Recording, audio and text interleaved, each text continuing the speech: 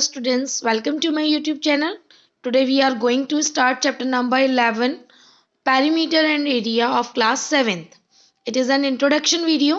तो इस वीडियो के अंदर हम इस चैप्टर से रिलेटेड सभी कॉन्सेप्ट को डिस्कस करेंगे, जिससे जब आप इसकी एक्सरसाइज को करें तो आपको किसी भी तरीके की कोई प्रॉब्लम ना आए और आप उसको इजी गोइंग में कंप्लीट कर सके. तो लेट वी स्टार्ट नाउ.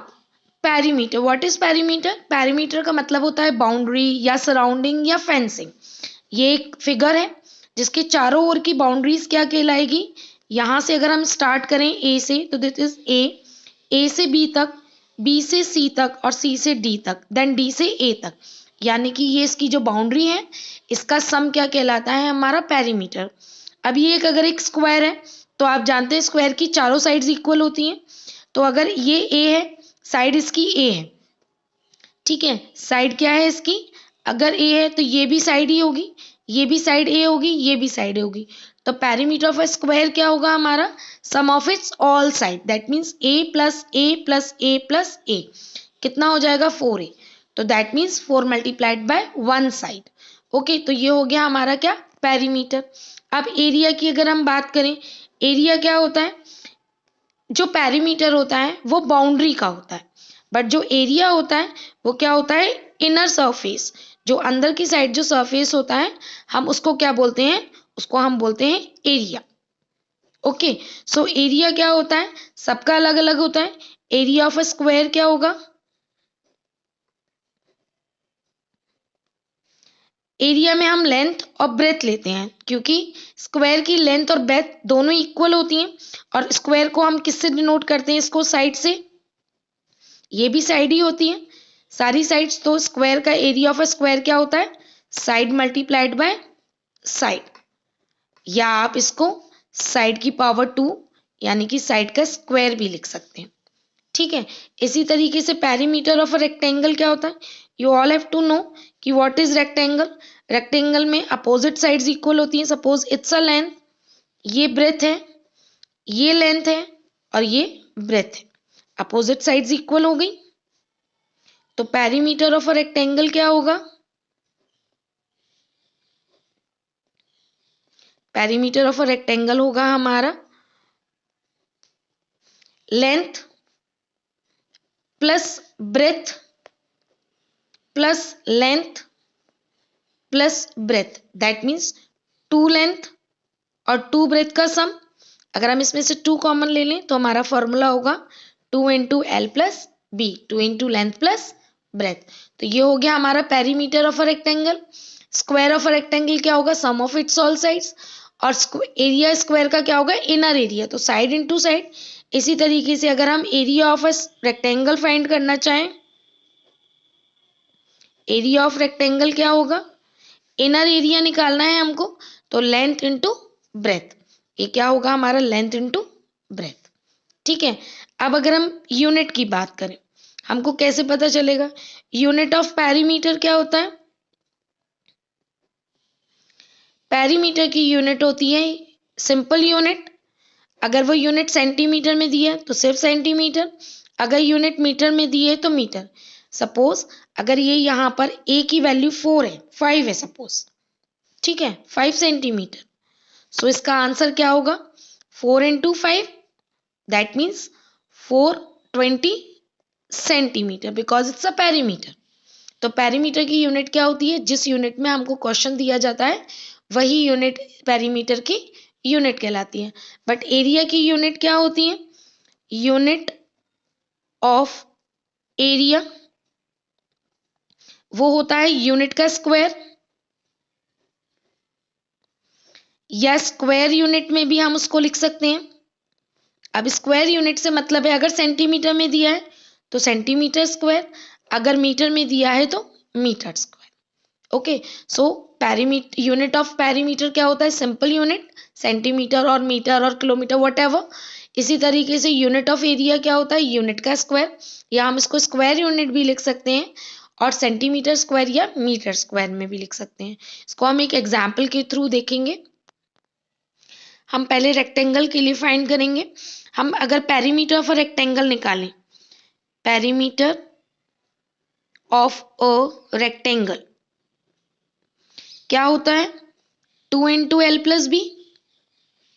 अभी हमने यहाँ पर फॉर्मूला प्रूफ दिखाया है आपको लिखकर।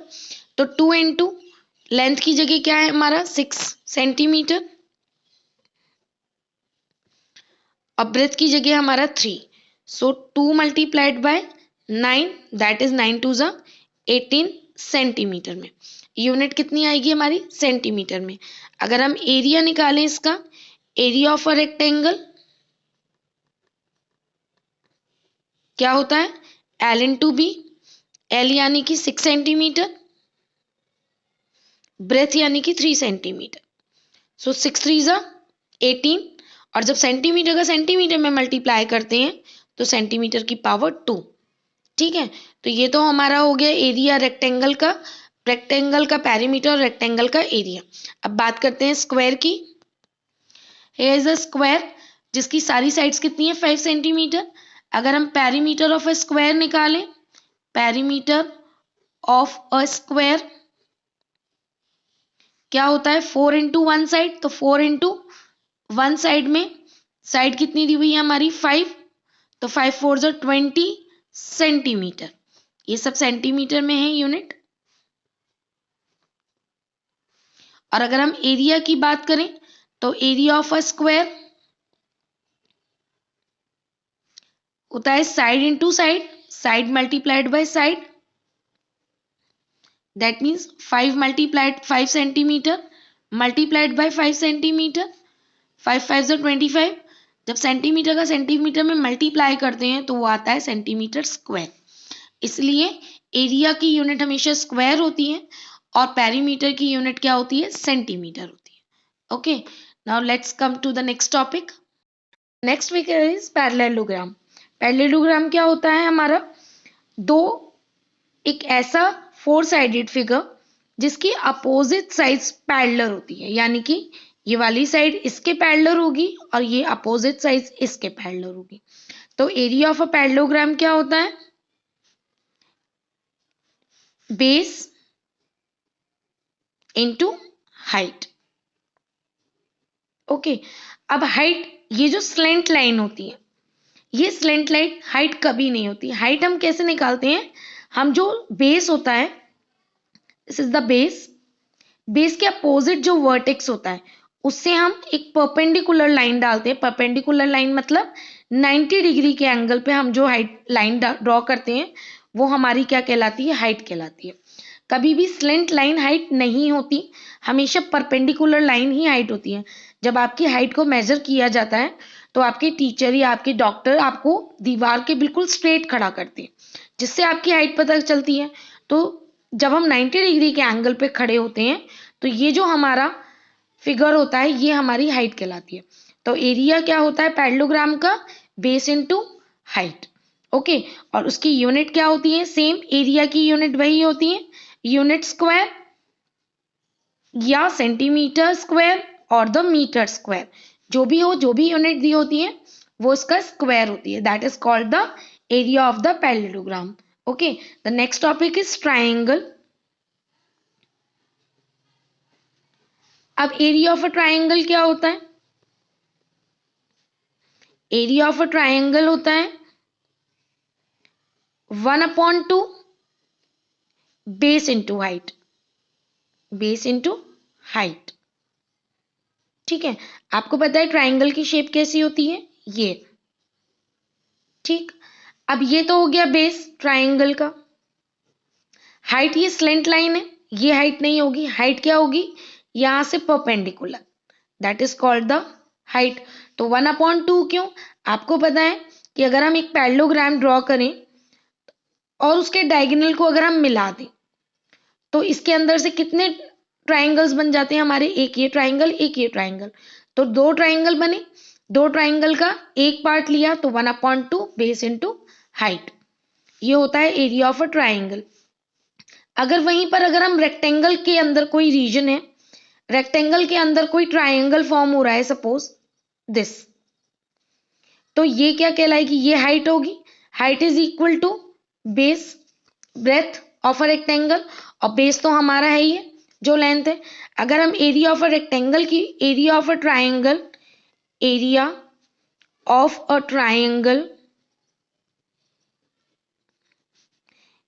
इन रेक्टेंगुलर basis of rectangle, तो हमारा फॉर्मूला क्या होगा 1/2 लेंथ इंटू ब्रेथ। तो दोनों ही तरीके से हमारे फॉर्मूले हो सकते हैं। अगर पैरेललोग्राम की बात की जाए तो बेस इंटू हाइट, और अगर रेक्टेंगल के रीजन की बात की जाए तो बेस तो सेम यानी कि लेंथ, और हाइट क्या होगी जो उसका बेस होगा। अगर हम इसके ट्राइंगल के पेरीमीटर की बात करें तो इसका कोई सर्टेन फॉर्मूला नहीं होता है। किसी भी चीज का पेरीमीटर क्या होता है sum of its all boundary. तो पेरीमीटर ऑफ अ ट्राइंगल क्या होगा sum of its all 3 sides. इसकी तीनों साइड्स का जो मेजरमेंट दिया हुआ है उसका सम। ओके, तो ये क्या हो गया हमारा it is about the triangle. Area of a triangle हमको पता चल गया 1/2 बेस इंटू हाइट, और area of a triangle on the basis of rectangle 1/2 length into breadth. और पेरीमीटर क्या होता है sum of its all 3 sides. Now come to our next topic. Our next figure is circle. आप सभी जानते हैं circle क्या होता है।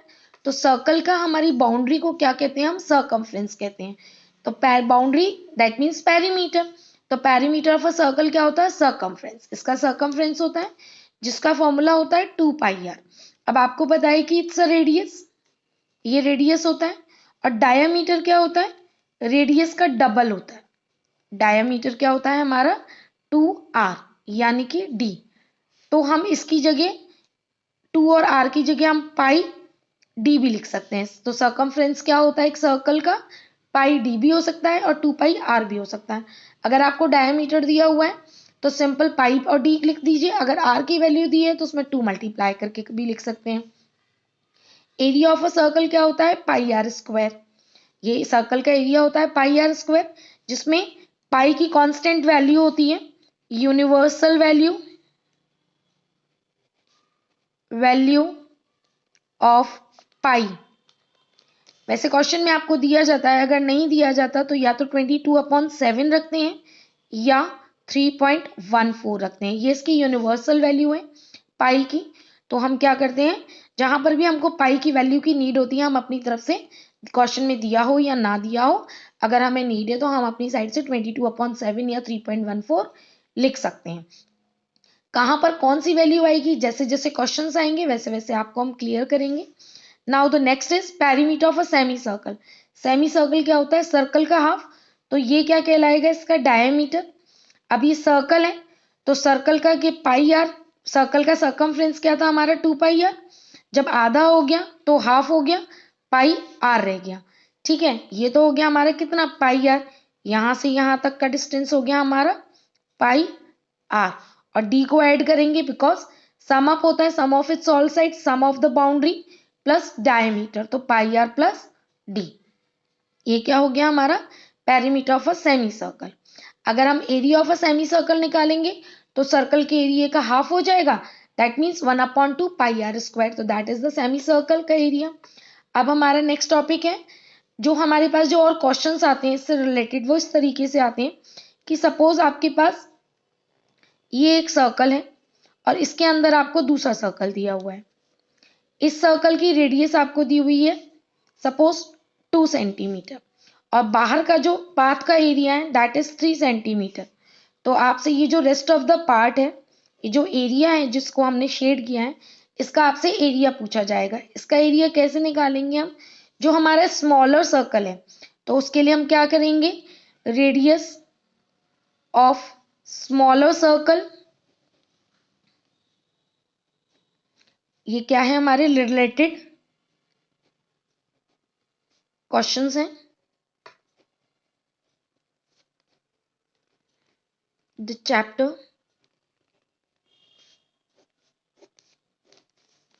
इस तरीके से आएंगे। सपोज ये हमारा सर्कल है तो radius of a small circle कितना दिया हुआ है 2 सेंटीमीटर। डिस्टेंस बीच के पाथ का कितना है हमारा 3। तो रेडियस ऑफ आउटर सर्कल कैसे निकलेगा रेडियस ऑफ बिग सर्कल कैसे निकलेगा, ये वाला रेडियस प्लस अगर हम इस रेडियस को ऐड कर दें तो 2 + 3 दैट मीन्स 5 सेंटीमीटर। एरिया निकालना है तो area of remaining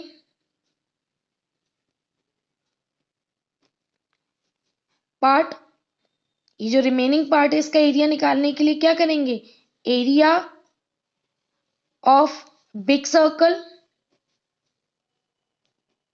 minus area of small circle. ठीक है, बिग सर्कल का एरिया कितना होगा πr², तो पाई स्मॉल बिगर एरिया का रेडियस कितनी दी हुई है πr², दैट मीन्स 5 का स्क्वायर माइनस पाई यानी कि स्मॉल 2 का होल स्क्वायर। ठीक है, तो ये कितना हो जाएगा 25 पाई माइनस 4 पाई, 2 का स्क्वायर 4 पाई, जब इसको सब्ट्रैक्ट करेंगे तो दैट इज 21 पाई। अब हमको यहाँ पर क्या रखना है, हमको पता है हम यहाँ पर 3.14 लिखें या 22/7 रखें। डिवाइड में क्या आएगा, हमारे पास 7 आएगा, तो 7 से 21 कट जाएगा, तो हमको ऐसी वैल्यू रखनी होती है जो अगर हम 22/7 रख रहे हैं तो हमारे पास न्यूमरेटर में कोई एक ऐसा नंबर आना चाहिए जो 7 से कट जाए इफ पॉसिबल। तो 7 3 ज़ा 21, सो हमारा एरिया कितना आ गया रिमेनिंग 66 सेंटीमीटर स्क्वायर। तो इस तरीके से इससे रिलेटेड क्वेश्चंस आएंगे, सर्कल से रिलेटेड। इस टाइप का भी क्वेश्चन आ सकता है, सपोज एक शीट है तो ये एरिया निकालना है आपको, तो हम क्या करेंगे, बड़े वाले के सर्कल के एरिया में से दोनों स्मॉलर एरिया निकालेंगे और रेक्टेंगल का एरिया निकालेंगे, और इन तीनों को प्लस करके इस बड़े सर्कल के एरिया में से हम क्या करेंगे, सब्ट्रैक्ट कर देंगे। एक पाथ दिया है रेक्टेंगुलर शेप का, इसके अंदर भी एक रेक्टेंगुलर शेप है और हमसे शेडेड पोर्शन का एरिया पूछा गया है। सेम एज इट इज, बड़े वाले का एरिया निकालेंगे लेंथ इनटू ब्रेथ से, छोटे वाले का एरिया निकालेंगे लेंथ इनटू ब्रेथ से, और बड़े वाले के एरिया में से अगर हम छोटे वाले एरिया को माइनस कर देंगे तो हमारा क्या आ जाएगा, रिमेनिंग शीट का एरिया आ जाएगा। इस तरीके से रिलेटेड क्वेश्चंस आएंगे चैप्टर से रिलेटेड। स्टूडेंट जैसे जैसे क्वेश्चंस आएंगे वैसे वैसे हम आपको एक्सप्लेन करते जाएंगे। एंड वन मोर थिंग, एक क्वेश्चन इस तरीके का भी है, इस टाइप के भी क्वेश्चन है। सपोज ये एक रेक्टेंगुलर पार्क है और इसके अंदर 2 क्रॉस रोड गई हुई हैं। ठीक है, तो इसका हमको अगर हमको क्रॉस रोड का या रिमेनिंग एरिया निकालना है तो उसी के अकॉर्डिंग अगर हमको इसका एरिया निकालना है तो what we have to do, हम रेक्टेंगल का एरिया निकालेंगे, पाथ का एरिया निकालेंगे और रेक्टेंगल के एरिया में से पाथ के एरिया को माइनस कर देंगे तो हमारा आंसर आ जाएगा। तो this is the introduction part of this chapter, chapter number 11, perimeter and area. I hope students you all understood this chapter, introduction part of this chapter. अब हम मिलते हैं नेक्स्ट एक्सरसाइज नेक्स्ट वीडियो में, जिसमें हम इससे रिलेटेड इस chapter से रिलेटेड एक्सरसाइज को सॉल्व करेंगे। Thank you and comment below if you have any problem. और अगर आपको वीडियो अच्छी लगी है तो please share and subscribe my channel.